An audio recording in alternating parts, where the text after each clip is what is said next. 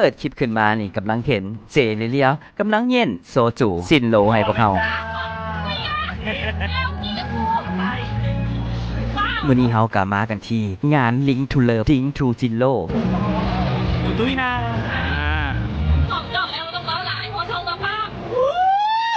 อันนี้เป็นวิดีโอเปิดงานก่อนอื่นเด้อวันนี้เฮากลับมาเจอกับเคจังผู้ที่เยสซินโลโซจูให้พวกเขาแบบจนตาลอย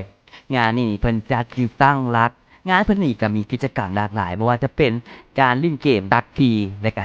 369ไผที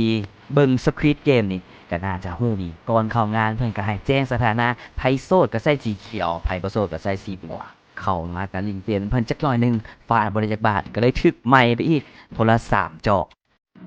สำหรับงานนี้เด้เพิ่นมีกิจกรรมหลากหลายบอกเลยว่าไผบ่ได้ไปมื้อนั้นถือว่าพลาด งานในมื้อนั้นนี่ไผทีสั่งจินโลโซจูนี่เพิ่นก็มีกิจกรรมของแจกของแถมและก็เกมให้เล่นอีกหลากหลายเลย